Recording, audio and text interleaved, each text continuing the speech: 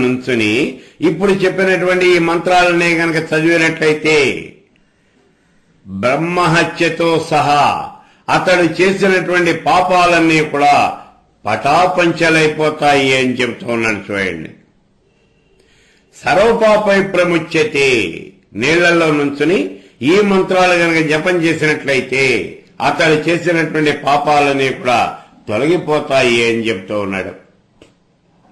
అంతేకాదు, సర్వాధిష్టానం అద్వంద్వం పరబ్రహ్మ సనాతనం సచ్చిదానంద రూపం అవాంగ్మానస గోచరం తస్మిన్ సువితే సర్వం విజ్ఞానతగం స్వాదిదగం సుఖ. వ్యాస భగవానుడు చెప్తూ ఉన్నాడు, నాయనా సుఖమహర్షి, సర్వానికి అధిష్టానమైనటువంటిది, సర్వోత్తమైనటువంటిది, రెండవది అనేది ఏది కూడా లేనటువంటిది సనాతనమైనటువంటి ఆ పరబ్రహ్మమయ్యా,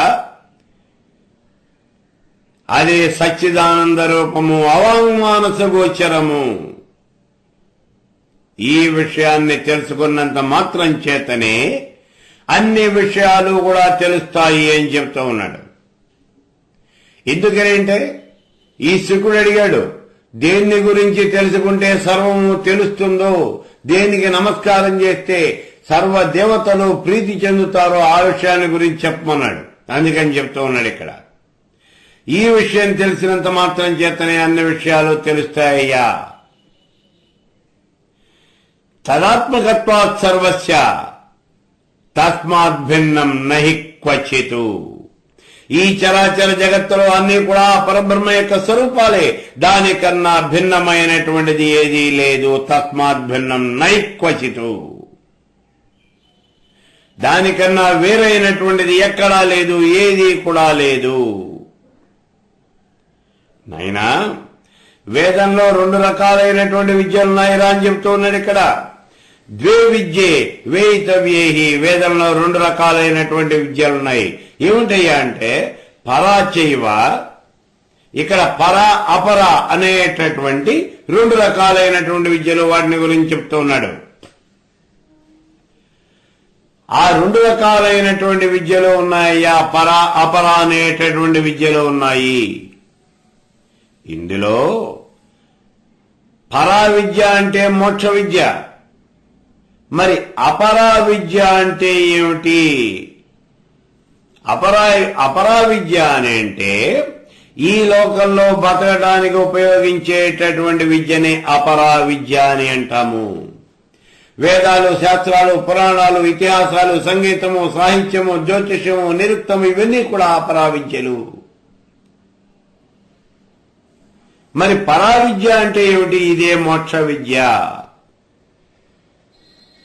దీనివల్లనే పరము అక్షరము అయినటువంటి ఆ పరమాత్మ స్వరూపము అనేది తెలియబడుతుందయ్యా. ఇది పరా విద్య అంటే. ఓ సుఖమహర్షి, యత్త తద్దృశ్యం అగ్రాహం అగోత్రగం రూపవర్జితం అచక్షు స్తోత్రమత్యర్థం తద పాణి పదం తదా నిత్యం విభవం సర్వగతగం ససూక్ష్మంచ తదవ్యయం.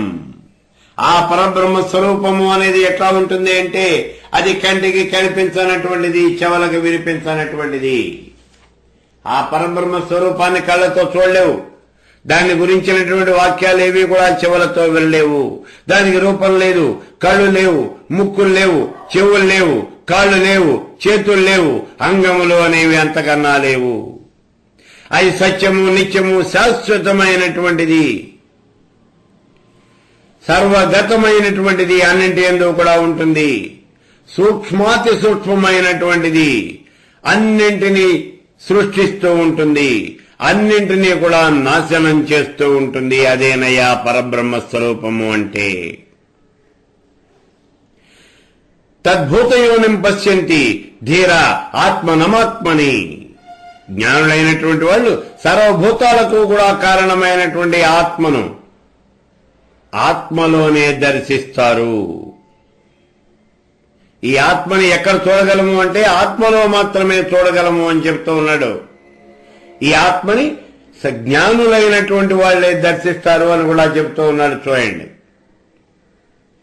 ఇప్పుడు సర్వజ్ఞుడు సర్వవిధుడు మహాజ్ఞాని అయినటువంటి ఆ పరమేశ్వరుడి నుంచే ఈ చరాచర జగత్తంతా ఆవిర్భవించి మన కంటికి సత్యమైనదిగా అలా భాసిస్తూ ఉన్నది.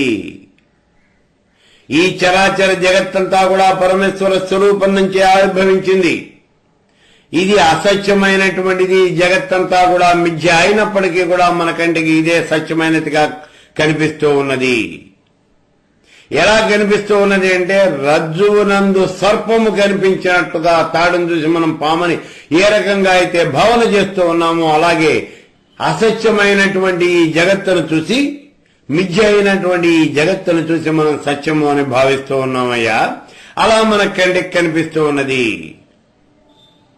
మరి ఇక్కడ సత్యము నిత్యము శాశ్వతము అయినటువంటిది ఏమిటి అంటే అదే ఆ పరబ్రహ్మ ఒక్కటే, సనాతనమైనటువంటి పరమేశ్వరుడు ఒక్కడే. కాబట్టి ఇప్పుడు సత్యము నిత్యము శాశ్వతము అయినటువంటి ఆ పరబ్రహ్మని గురించి తెలుసుకున్నటువంటి వాడే మాత్రమే ముక్తి పొందుతాడు. అయితే మరి ఈ లోకంలో సంసార బంధనాలు అనేవి ఉన్నాయి కదా, ఈ బంధనాలని కూడా ఎలా తెగిపోతాయి అంటే కేవలం జ్ఞానం వల్ల మాత్రమే ఈ సంసార బంధనాలు అనేవి తెగిపోతాయి. అంతే కానీ కర్మ చేత మాత్రం సంసార బంధనాలు తెగవు. మరి ఇప్పుడు ఈ జ్ఞానము అనేది ఎలా వస్తుంది అంటే సద్గురువును ఆశ్రయించి ఈ విషయాలన్నీ కూడా తెలుసుకోవాలయ్యా అని చెప్తూ ఉన్నాడు. ఈ విషయాలన్నీ కూడా ఇప్పుడు వ్యాస భగవానుడు తన కుమారుడైనటువంటి శుకుడికి చెప్పాడు. చూడండి, ఈ రుద్ర హృదయము అనేటటువంటి ఉపనిషత్తులో చెప్పినటువంటి విషయం ఏమిటి అంటే శివకేశవులకు ఇద్దరికీ కూడా భేదం లేదు అని చెప్తూ ఉన్నాడు. ఈ చరాచర జగత్తంతా కూడా పార్వతీ పరమేశ్వరుల వల్లనే ఆవిర్భవించింది. పార్వతీ పరమేశ్వరుల యొక్క ప్రతిరూపమే ఈ జగత్తు అని చెప్పాడు ఇక్కడ. అలా చెప్పి ఎవరైతే విష్ణువుని అర్చన చేస్తారో వాళ్ళంతా శివుణ్ణి అర్చన చేసినట్లే, ఎవరైతే శివుణ్ణి అర్చన చేస్తారో వాళ్ళంతా కూడా విష్ణువుని అర్చన చేసినట్లే. శివుణ్ణి ద్వేషిస్తే విష్ణువుని ద్వేషించినట్లే, విష్ణువుని ద్వేషిస్తే శివుణ్ణి ద్వేషించినట్లే. అంటే శివకేశవులకు అభేదము, వారిద్దరికి తేడా అనేది ఏం లేదయ్యా. శివుడన్నా విష్ణువన్నా ఏదన్నా కూడా ఒకటేను అనేటటువంటి విషయాన్ని ఇక్కడ ప్రతిపాదిస్తూ ఉన్నాడు ఈ రుద్ర హృదయోపనిషత్తులో. ఇదే మాట మనకి ఈ స్కందోపనిషత్తులో కూడా చెప్పాడు. చూడండి, గతంలో యథా శివమయో విష్ణు ఏవం విష్ణుమయ శివ. శివుడన్నా విష్ణువన్నా రెండు ఒకటేనయ్యా, శివుడికి విష్ణువుకి తేడా అనేది ఏమీ కూడా లేదు అని చెప్పాడు. శివస్య హృదయం విష్ణు విష్ణుస్య హృదయం శివ. ఈ మాటలు చెప్పాడు. శివుడి యొక్క హృదయంలో విష్ణువు ఉన్నాడు, విష్ణువు యొక్క హృదయంలో శివుడు ఉన్నాడు అని చెప్తూ ఉన్నాడు. ఈ మాటలు ఎవరికి చెప్తూ ఉన్నాడు అంటే మనకే చెప్తూ ఉన్నాడు. ఒరే పిచ్చివాళ్ళలారా, ఒరే అజ్ఞానులారా, మీరు శివుడని విష్ణువని కొట్టుకోకండి అయ్యా. ఉన్నటువంటి వాడు ఒక్కడే, అతడే పరమేశ్వర స్వరూపము.